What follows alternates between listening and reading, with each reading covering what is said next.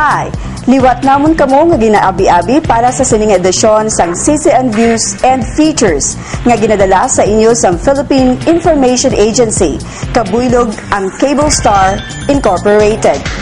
Gintala na sang Department of Education ang Hunyo 3 bilang pagbukas sang klase sa tanan nga mga pampubliko nga bulutuan sa bilog nga pungsod para sa sining school year 2013-2014.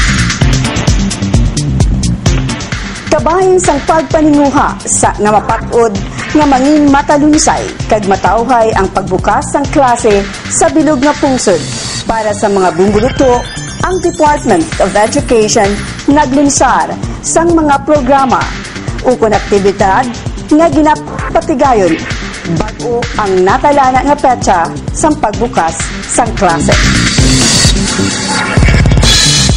Ginalakipan ini nga mga programa kag inisyatibo sa Brigada Eskwela, Oplan Balik Eskwela kag Public Assistance Station. Para sa sininga tuig, ang Brigada Eskwela ginpatigayon humalin Mayo 20 tugtog 25. Samtang ang Oplan Balik Eskwela magasugod naman Mayo 27 tugtog 31. Tagang Public Assistance Station humalin Hunyo 1 tugtog 8.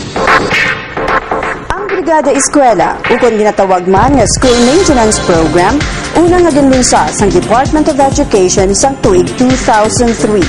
Anchored sa Filipino term nga bayanihan, nga nagatumod sa spirit of communal unity or effort, nga nagikan naman sa tinanga nga bayan ukon komunidad.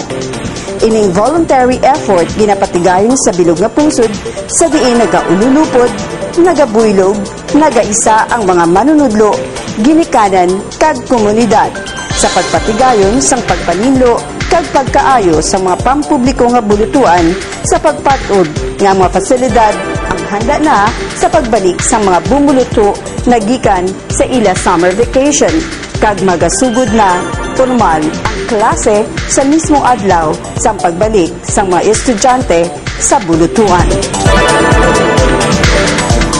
Ginapatigayon sa tanan nga mga pampubliko nga bulutuan ang Brigada Eskwela. Ginapasakupan sa mga pribado nga organisasyon, individual, nasyonal kag lokal nga mga ahensya sang gobyerno, lokal nga negosyo, subong man mga international nga organisasyon kag foundation, kag iban pa nga tagsakdag sang edukasyon. Ginaingganyo sa Brigada Eskwela ang publiko ukon mga volunteers sa pagpakigmahin sang ila oras, efforts, kasubong sang pagpinta sang mga hulot klasihan kag pulungkuan, pagkaayo sang mga furniture kag pagpaninlo sang school ground ukon premises kag resources in kind. Diri sa Reon 6 ang Brigada Eskwela para sa sininga tuig 2013 ang ginlunsar sa Haro National High School sa Distrito sang Haro, Siyudad sang Iloilo. Ginbuksan ang launching activity sang motorcade humalin sa Division of Iloilo City sa General Luna Street, pakadto sa Haro National High School. Gintambungan ang kahiwatan sang mga matagas na opisyal sang DepEd Region 6 sa pagpanguna ni Director Mildred Garay, Assistant Regional Director John Arnold Siena, Resource Mobilization Special Program and Project Division Chief, subong man Brigada Eskwela, Coordinator sa Reon 6 nga si Dr. Eden Deriada. Division of Iloilo City School Superintendent Nelly Valerio, kag Haro National High School Principal Belinda De Lupol, kag subong man matagas nga opisyal sang Philippine National Police nagikan sa Police Regional Office 6 kag ni Iloilo City Police Office Director Ruperto Floro. Sa regional ang gina-take mananamo, especially kung ang eskwelahan is running for a place in the contest, man nag-contest man yung prayer ang Brigada Eskwela. Tini siya daw consistently ang Haro National High School nga participan sa contest. So, dali naman namin basta ginapagin na rin naman dito. Sa karon nga tuig, ang Brigada Eskwela nagasentro sa greening program sang Gobyerno Nasyonal. Suno kay Department of Education Secretary Armin Luestro, ang pagpananom sang kahoy hindi lamang magapabakod sang mga pagpanikasog nga mabutang sa painu-ino sang mga bumuluto o kun estudyante ang ihibalo na tuhoy sa palibot apang magatudlo man sa ila sang kaimportansya sang pag-amlig sang mga kahoy, ilabi na yadtong mga native trees. Sa naibaluan, ang National Greening Program nagatuyo sa pagtanom sang 1.5 billion ka kahoy sa kapin sa 1.5 million hectares tubtob tuig 2016. Aton nga theme is on environment. So we like to focus on top of the repair work that we usually do. May arak tas mo na focus planting, recycling, sa environment naton na friendly lang mga activities. So may arak ta specific ng vegetable gardens sa natin sa pagkakaan.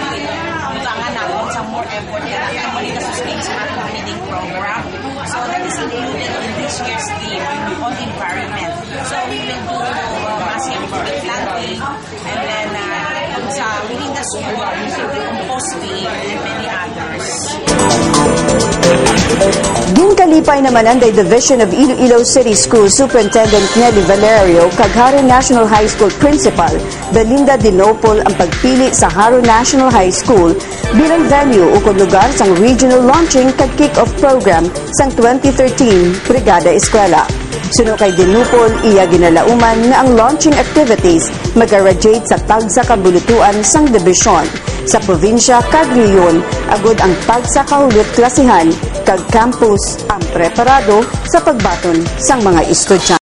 For our community, the Haro National High School, ma-aware din sila sa ginatawag sa environment wherein they will have to plant trees, not only trees but also vegetables. We've been preparing a vegetable garden para at least when we will have our feeding program, we don't need to buy vegetables to market at all. We will produce the organic vegetables. Ginikanan, manunudlo, kapulisan, residente, mga tiglawas ang nanuay-tuhay nga organisasyon ang pila lamang sa voluntaryo nga nagpasakop sa Brigada Eskwela sa Haro National High School. Mas the usual natin nga target, siyempre ang aton ng mga parents, local government officials, ang aton mga NGOs natin. Mas manami, mas happy ako kung makita ko more coming from the NGOs.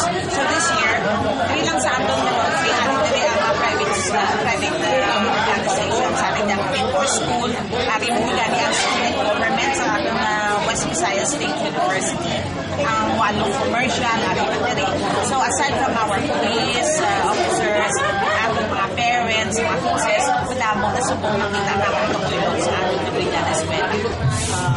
I mean, every school katinanagit sang help before mag-start ang classes dapat ma-set up ng mga classrooms kag dapat conducive sa for learning it within the opening ng class. First time you? Second time as a classroom. How you feel you? Last year din kami. Lapas. So anong experience niyo? Enjoy mo ako sa pag-help sa mga pasyentes. It's okay lang siya pag-pay tungkol sa maskin summer. So, the teachers and the future teachers may chance gid nga makabuhi sa community and para man ma-prepare ang aton mga schools for the incoming. So, namin din siya mga program para sa tunan. So, encourage. So, we encourage ang all part of the community to help us in the so-called bayanihan for the schools and not just for this year, but for the upcoming years that will come. Para makuha mga bataan namin. Para sila. Kada tuig nag-volunteer kasi. Ang malangin, ma'am, kay balaan mo. Ramot manura. Para subong taway. So, subong naka-chain po ikaw mag-volunteer. Kaya ano man nabatsagan mo? Ay, nasadyaman man. Sadyaman. Kailangan mo sa mga nanay nga nagkanadto, dili subong aga. Tapos, especially ang mga grade 7, naman ba lang ang mga parents. Require sila makadudili, masabit sila sa vegetables. Tapos, natutunan mo vegetables sa may pinaka-side, sa may MAPI building. May MAPI building na direct, at teacher sa MAPI. So, ang mga participation, especially mga nanay namon, tapos sila sa may malikod sa mga nagapanigil. O, may alipin sa likod, area. Tapos, sa muna ang mga requirements na ginhatag, nag-start ito. Isang aga, hindi lang pag-start isang brigada na. Humaling sa tuig 2004 bilang paghatag sang nagakaigo nga pasidungog sa mga bulutuan nga nakatipon sang aktibo nga suporta sa komunidad, ang Department of Education nagahatag sang Best Brigada Implementer Award nga nagakilala sa mga bulutuan nga may mataas nga ranggo sa performance kag monitoring evaluation. May kaangtanan sa implementasyon sa programa kasubong sa resource generation, scope of construction, repair and maintenance, and volunteer services, kag iban pa. Ang paindis-indis may 3 ka kategorya nga ginalakipan sang small school, big school, kag exceptional categories. Ang small school category bukas sa mga bulutuan nga may enrollment 1,000 panubo, samtang ang big school category para sa mga bulutuan nga may enrollment 1,000 pataas, kag ang exceptional category para sa mga bulutuan nga may yara sang mga